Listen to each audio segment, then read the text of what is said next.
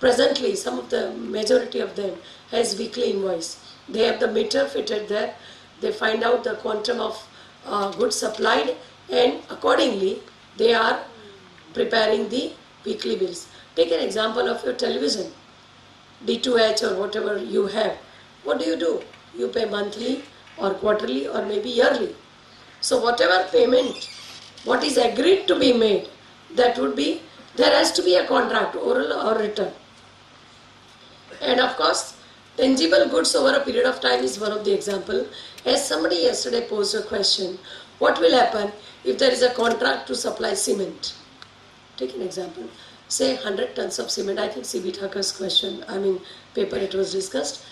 If it is an agreement to supply 100 tons of cement at a work site, job work site or construction site, then if you are raising the invoice periodically in terms of time of supply, then there is absolutely no issue.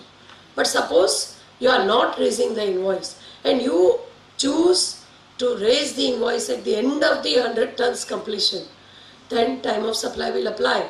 Whether you raise invoice or not, you have to go by the rules provided under section 12, the provisions provided under section 12 and 13.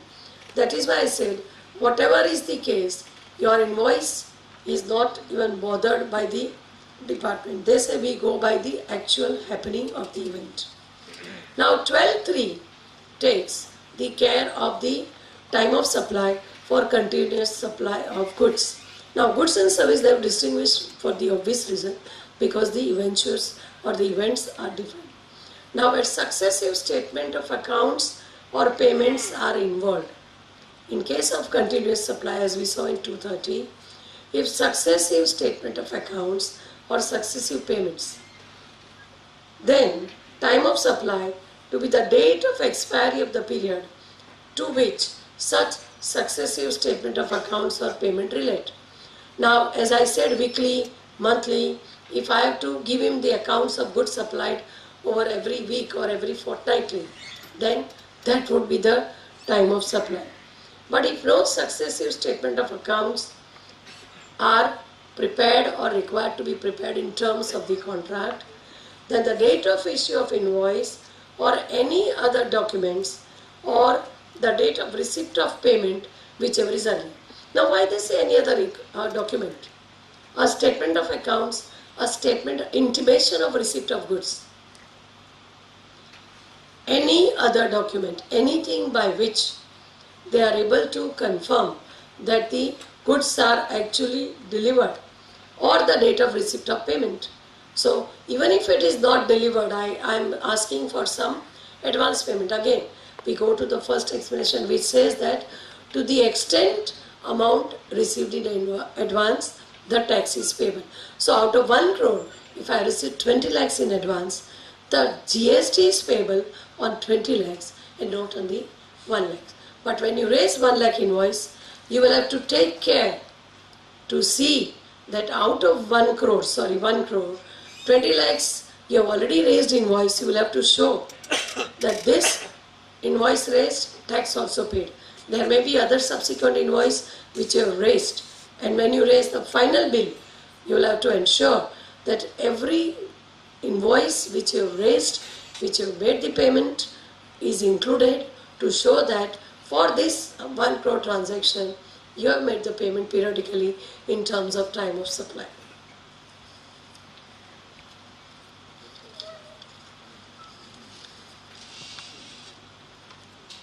Now, continuous supply of goods. 12.4 says, as recommended by GST Council, the central or state government may specify by notification what should be treated as continuous supply. So what is given here, 1, there will be some events. See, why this is given is, 10 years back, nobody thought, 10 years, maybe 25 years back, nobody thought gas would be supplied by pipeline. But then they started laying the pipeline under the seabed throughout the state, everywhere. Now, if they had not envisaged the law at that point of time, then we had a lot of litigation on that. This GST Council says, as and when there can be lot of, now there is digital transfer. Let me talk of this. film, there is digital transfer. Absolutely nothing required. If I have to transfer my copyright in the film to somebody in Singapore today, I have to only click on a button. He gets the right for the limited time. There is one time password given to him, just as we have in a lot of other program also. One time password given. Today also, exhibition of film is by one time password. That password, once he sets the film, he can generate only once. Once he generates that password, that means he has acquired the copyright and the tax is paid. Now these are so much innovation which would come in the time to come also. Today you cannot foresee, and that is why the power is given to the GST Council. Now what is the time of supply in case of reverse charge basis? Now this reverse charge basis, today we have only for services. It's going to be for goods also. Now supply from reverse charge mechanism, where tax is paid or liable to be paid, earliest of the following. Now under the reverse charge mechanism, again B2B and B2C, we are on B2B. That means a registered taxable person, where the tax is paid or liable to be paid, earliest of the following dates. Date of receipt of goods by the recipient, date on which payment is made, date of receipt of invoice, or date of debit in the books of recipient. He makes the payment, he debits. But if there is a pro forma invoice, I don't think that system would continue now. But presuming there is a pro forma invoice raised, he writes in his books this amount is payable. Then all these four eventuality, whichever is the earliest. Now the expression says date on which payment is made for reverse charge mechanism to be the date on which payment entered in the books of account of the recipient, or the date on which payment is debited in the bank of the recipient, whichever is earlier. Now debit to the bank, a lot of people say, how do we find? You have now the mobile app where you are given the continuous information about what is debited in your bank account, etc. But of course when you do RTGS, etc., we all know the recipient, he himself makes RTGS, because this is the reverse charge mechanism. He is the recipient of goods, he makes RTGS to the supplier, the debit comes in his books, bank, whether invoice raised or not, the time of supply starts, the payment is the date. Now in time of supply we come to section 14. I completed section 13. We come to section 14, time of supply of services. 1 minute. Yes, goods and service both are completed. Now 14, 12 and 13 both are completed. We are on time of supply of service where there is change of rate. When we talk of the relevance of time of supply, I said there is a specific provision and time of supply needs to be studied from this point of view also. Now change in rate of tax, before I come to change in rate of tax, it refers to the after the GST coming into first. There is some eventuality which is referred to for the transitional period. Of course there is somebody who is going to handle that, but just briefly I will touch to that. Section 159 of the, which is not in the slide, of the GST model law, it gives treatment of long-term construction of works contract. Construction of bridge, it's a long-term construction. If the goods or services supplied on or after the appointed day, in pursuance of the contract entered into prior to the appointed day, that is prior to the GST coming into force, then it shall be liable to tax under the provisions of the new GST Act. We had ongoing works contract, under the VAT, where the earlier law would apply. That's not the case here. They say CGST and SGST, whatever it is, if it is supplied after the appointed day, agreement entered into prior, the new law would apply and they would be liable to tax under the GST provision. Section 160 refers to progressive or periodic supply of goods or services. We discussed one eventuality. This is transition provision. Notwithstanding anything contained in 12 and 13, this is an overriding section. Again, When you see this non-obstinate clause, you need to remove all the past, all the other sections from your mind. This is overriding section. It says, notwithstanding anything in 12 and 13, no tax shall be payable on the supply of goods and service made on or after the appointed day if the consideration is paid earlier and the tax thereon is paid earlier. Entire amount is paid earlier, consideration is paid earlier. You may raise invoice later on. They are not concerned about your raising of invoice. Then whatever duty payable or paid is paid earlier, then nothing is payable under the new law. Similarly, for the services also the same thing. Services provided, whether services provided after or later on, but if the amount is paid, whatever tax payable is paid earlier, you need not pay anything after the appointed date. Now, treatment for retention of payment etc. is also relating to time of supply. In construction, in works contract, 5%, 10% is always retained. Even though the invoice is raised earlier, everything is done earlier. Now this retention amount, if it comes after the GST coming into force, then in terms of section 161, no tax shall be payable because the event is already completed earlier. The transaction is completed earlier. Of course, this is pure logic, nothing beyond logic, but we need to know what would happen because there would be queries on this type also. Now we come to the slide, section 14. We had always debated whether notification retrospective, prospective, what is the rate of tax applicable. The GST law puts it beyond doubt. They made a specific provision that what would be the time of supply of goods and services for change of rate. Now 14(1)(a).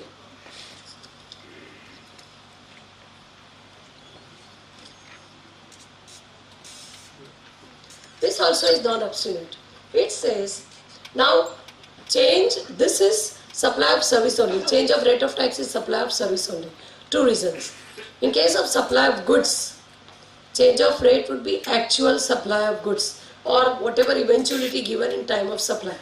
So in case of supply of goods, no need to go to the section 14 about supply of service rules, change of rate.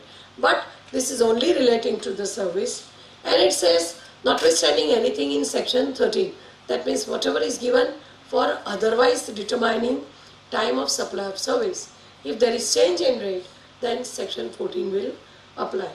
Now, where the taxable service is provided before the change of effective rate. Now again the word used is effective rate of tax changed. It's not mere notification but effectively. If there is change in the rate. Now what is the effective rate? One of the possibility, I don't know whether it would be correct or not, is there is a Supreme Court judgment saying the goods are taxable at say 18% and not 12% or vice versa, presuming these are the rates at that time. Now can you say there is a change of rate, there is effective change in the rate? It would be subject to the government not amending the law retrospectively, saying that whatever Supreme Court decide, we fix it at 18%. But that also, in my opinion, can be one of the eventuality. So the invoice is issued before change, payment received after change, the time of supply would be date of invoice. Because invoice is issued, you paid the tax also as per the law as prevailing at that point of time. Now payment received before the change, but the invoice raised after the change, the time of supply of service will be the date of receipt of payment. Again, before the change, therefore they said, even if invoice is later on, you have paid the tax as was applicable on that day, and therefore it will not be the new effective rate will not be applicable. Now, instances where the taxable service is provided after the change.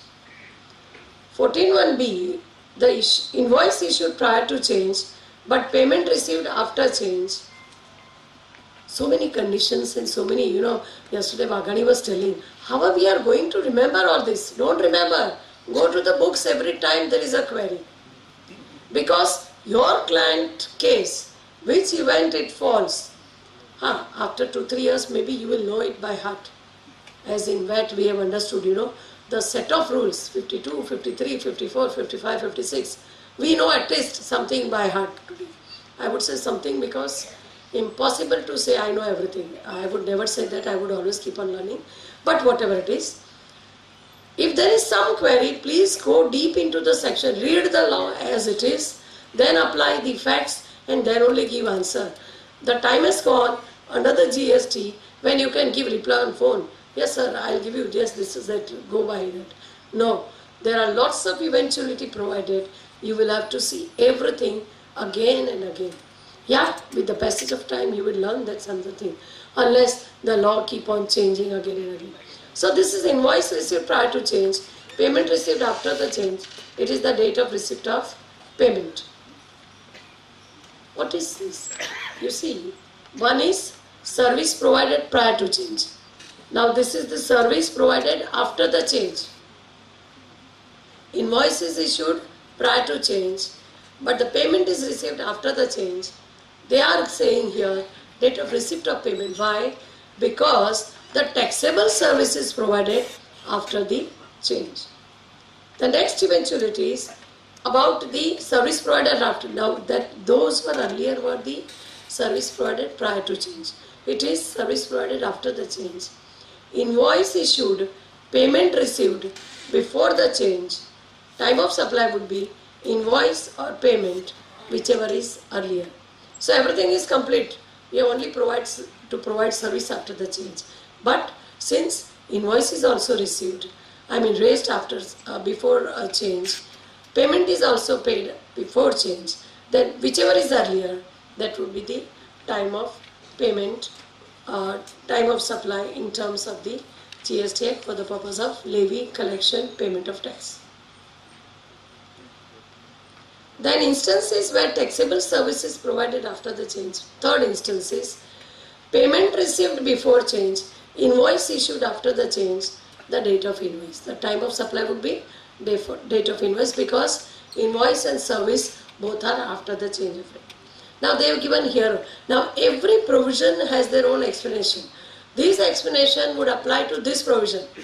This provision explanation don't apply to section 13 or 12. This is the explanation for section 14 only.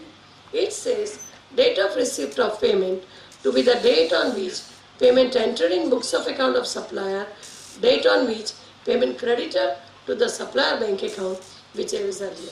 Now supplier's bank account, again there were queries. How do we know when he has received the? Of course, because you have made the payment. You should know entry in your books of account, RTGS, NEFT, whatever it is, you have made the payment to the supplier. Therefore, it is not right to say, how would you know when his bank has debited?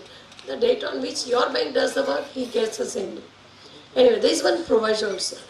Date of receipt of payment shall be the date of credit in bank when credit is after 4 working days from the date of change. Very important and very intelligent. Why this is so? They also know the bank takes their own time. Change of rate is a point of time, say today.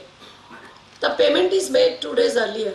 The bank gives me credit or debit in either account after 2-3 days. Then this proviso says, the date of receipt of payment shall be the date of credit in bank when the credit is after 4 working days from the date of change. Suppose the credit is within 4 working days, earlier law. See, they have not kept anything loose.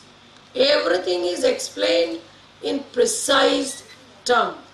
And we must at least salute people who have done this. Although it is a hodgepodge, but they have looked into many eventuality. Yes, our traders' mind, they are too sharp. They would think of the 5th way, but we don't know what would be the 5th way. Just as Hawala and all those things we have come to know much later on. Their minds are very sharp. They may not be educated. They know quickly what to do. The other day, just on this, I was with the Crane Owners Association. They said, Madam, I said credit ledger, debit ledger, cash ledger, everything. I said, you will not get actual refund. It is a credit ledger which will get accumulated. Now capital goods, you are going to get the credit. That credit gets accumulated and you don't get interest or anything. So in that case, they say, can we take an entry from the person who is liable to pay the tax? I said, there is a lot of hawala. Don't enter into this entry business just to, clear your credit balance. That's not the correct way of doing it. But look at the way, before they even know the law, they are fast in knowing what to do. Then we come to section. Oh, I missed one slide. Section 12.6. The slides I had missed because so I was wondering why it is this. I'll go back to 12.6. Goods sent on approval, time of supply. What is the time of supply? In case of goods sent on approval, I had said earlier, don't bother about, bother your brain about what is the date. It's provided here. Goods sent or taken on approval. Now again, diamonds, somebody comes and take it for approval, they are taken for approval. Or on sale or return basis. These are also one of the possibility. Or such similar terms. As I said, the traders and the dealers' minds are ingenuine, very genuine or ingenuine, I don't know what to say, but their minds are very fast. So any other similar term, you have not supplied the goods. You have not even agreed to supply the goods, but the goods are taken or given on approval, return or any other similar term. Whether supply will take place or not known at the time of removal. So when the goods are removed, whether there will be actual supply or not is not known. The time of supply shall be when it becomes known that supply has taken place when he approves, or if not approved, within 6 months of removal, supply shall be deemed to have taken place. You say that I have given the refrigerator on approval, or air conditioner on approval, or motor car on approval, whatever may be the goods, and you don't get the approval at all. Or you try to dodge the payment by saying that not received approval, goods sent on approval, diamonds, unless he sells, he will not approve it, whatever may be. They have said, if it is not approved within 6 months, it shall be deemed to have taken place. So the supply would be deemed to have taken place if they are not approved within 6 months. On the end of 6 months, the time of supply would come, you would become liable to pay the tax. Now one more eventuality, as generally they have done, any other case. They have given a lot of cases, earlier 1 to 6, 7 is any other case, cases other than 12, 2, 3, 5 and 6. If periodical returns are to be filed, suppose you are not able to, no invoice, no payment, nothing, then if periodical returns are to be filed, the date on which such return is to be filed, or in any other case, date on which CGST or SGST is paid. Take an example. I pay everything in advance. There is no supply, no agreement, nothing, but I pay him 100% because I want to secure that goods come to me. That nothing, no event has happened. Then they say, date on which raising of invoice is already there, but if you pay, there is no event envisaged in 2, 3, 5 and 6, then the date on which you pay CGST and SGST, that is the date which is to be time of supply. Whether payment made before supply. Now this before supply will also be covered by this. Now I had skipped section 13. I went to the 14 first, but I'll come to supply of services. Now, as I said, 12 was time of supply of goods, 13 is time of supply of services. Now, time of supply of service in terms of section 202 shall have the same meaning as assigned in section 13. That's the definition. So, we have to go to the 13. So, 13.1, liability to pay CGST and SGST on services to arise at the time of supply determined in terms of this section, just as 12.1. This 13.1 also says as determined under this section. Now 2A says, what is the earliest of the following? Time of supply of service. If invoice is issued within prescribed period, now that period I have referred to the section 23, 23 and 24. Tax invoice, debit, credit note, these are the provisions yesterday Sujata madam discussed also. But the invoice is issued within prescribed time.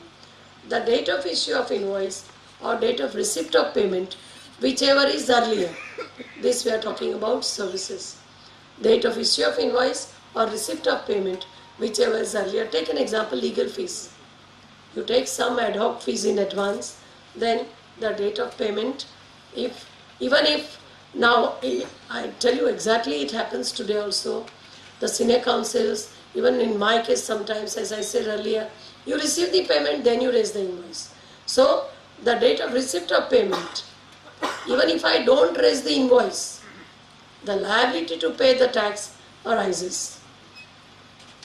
If invoice not received within the prescribed period, now that issued within the prescribed period also the payment date applies, but invoice not issued within the prescribed period, earliest of the following, date of completion of the services. Whatever the services to be provided for, that provision, that time is complete, the service is already provided, or the date of receipt of payment. Whatever is earlier would be the time of supply of service, the date on which you have to make the payment. Now if A and B do not apply, that is the 3. What is A and B? If the invoice is raised within the prescribed time, invoice not raised within the prescribed time. Now 3 is, if A and B does not apply, the date on which recipient shows receipt of service in his books of account. Now this is something I fail to understand. Receipt of service, how can it come in books of account? It's something I am still to understand. I don't know, because whatever little bit accounting I know. Receipt of service, yes, if there is an agreement that yes, amount payable, you know what we write in the books, legal fees payable. If there is something we know, audit fees payable. If you know that the yes, bill raised or not, orally you know that yes, this is going to be the amount payable, then yes, probably I show in my books the amount, the recipient shows the receipt of service in the books of account. Now this is not even the supplier, this recipient. My client shows in the books, again the same thing, payable, then that is the date. Now how to determine value without invoice? As I said, it is possible. It is possible. The provision is made for say 10,000, but the consultant or the chartered accountant raises the bill for 12,500. He may say, I had only agreed for 10,000, but see the time it has taken to do the work or whatever the possibility. Then in that case what will happen? Will come little later on.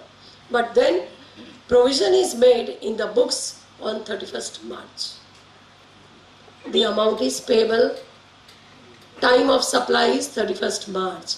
In the March return, you will have to make the payment. Now explanation for clause A and B, supply is to the extent covered by invoice. As I said, even in continuous supply, even here also, if the service is provided in part or the bill is not issued fully, to the extent invoice is given, to that extent the liability to make the payment. Then the date of receipt of payment to be the date on which payment is entered into books of account of supplier, or the date on which payment is credited to his account. As I said, in this case also, how would you know that he has received? Yes, of course, because now it is easy. Now everything is online. Your online banking statement will also show how much is gone, how much is there, what date it is gone. So you cannot say it is difficult to find out when he has received the payment. You would know it because you have issued the payment. Continuous supply of service. Now there is 231 which defines what is continuous. We read what is continuous supply of goods. Now this is continuous supply of service. To mean supply of service provided or agreed to be provided continuously on recurring basis retainership as such. Under a contract for a period exceeding 3 months, you have a yearly retainership contract, it's a continuous supply. With periodic payment obligation.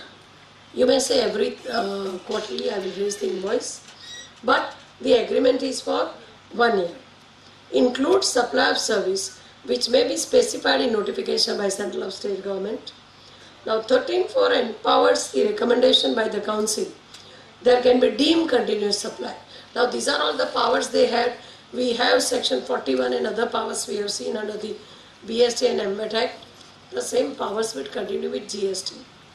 And fortunately or unfortunately, every morning you will have to open the site of government and the GST council to find out what decision they have taken. Now continuous supply of service, third category, where due date of payment is ascertainable as per contract. Now works contract is service. You have the due date stated therein. You know, there are the benchmark, or there are what they call it,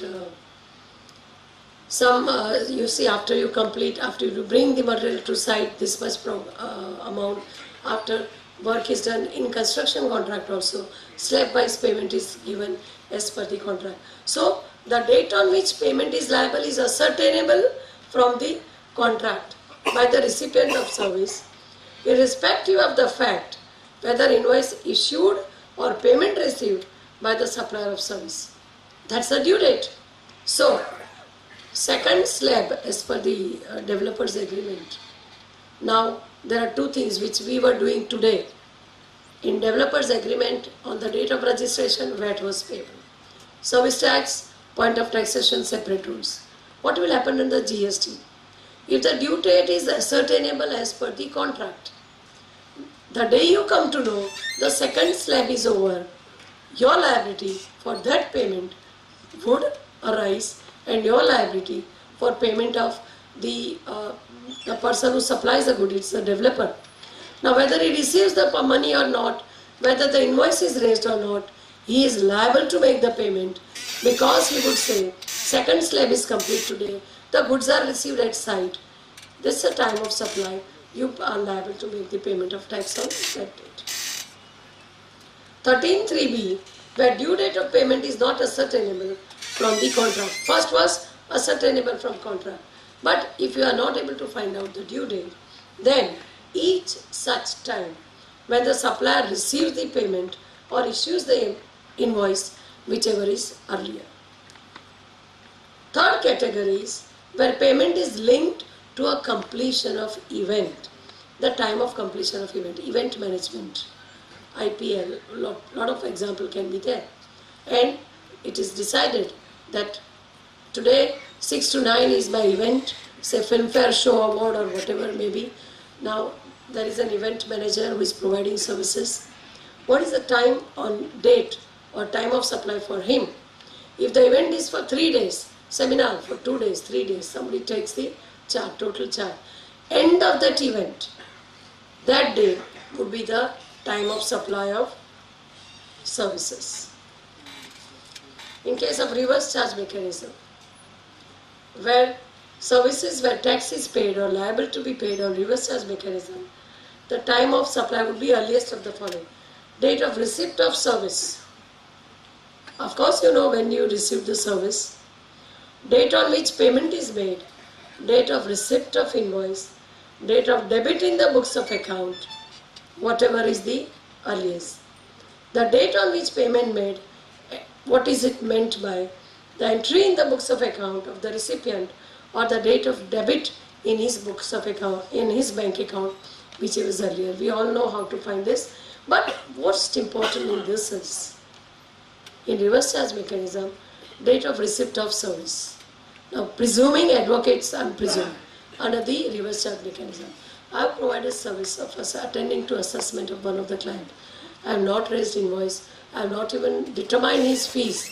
If it is determined, yes, at least he knows that today the final hearing is signed, assessment order received or whatever it is. In that case, the date on which the assessment proceedings are complete, that is the date on which the reverse charge mechanism, the recipient would be liable to make the payment. Now when you say time of supply, it is all related to the date on which you are liable to make the payment.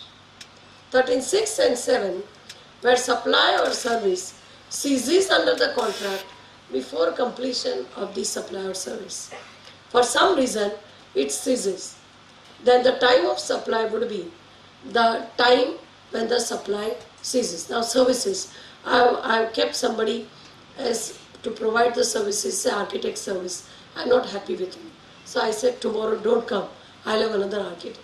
So the time of supply would be the date on which this service ceases.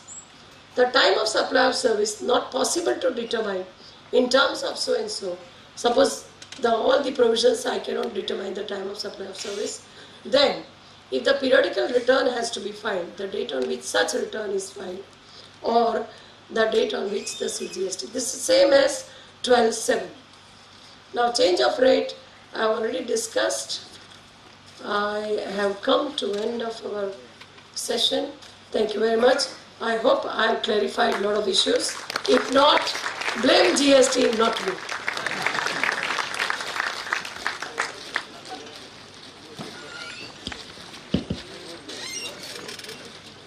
Thank you, Nikita Ben. I will request members to please wait till the vote of thanks is completed after each session. I think this request were made yesterday twice, and today also I request all the members, please be seated. Upstairs also, jo log hai, please be seated. Please wait for 2 minutes. Lots of efforts have been put in by the speakers. Lots of study has gone into this GST for bringing out this beautiful presentation. And Nikita Ben has threadbare given us the analysis of time of supply. She has referred to various definitions. She has also correlated all the definitions which are there in the main section of section 12 and 13 with the respective definitions under section 2 regarding section 101, 102, section 230. So many sections she has interlinked for us and explained us the entire time of supply in a very lucid way and in a timely way, and she has also completed her entire speech within the time allotted to her. I really compliment you, madam, for that, and I now request Mr. Mahesh Bafna to kindly give a formal vote of thanks. Respected members on the dais and of the dais, it is my pleasure to give the vote of thanks on behalf of the association to Advocate Nikita Badheka madam, who has explained on the subject of time of supply in lucid manner. I request you, to all of you, to give a loud applause to Nikita.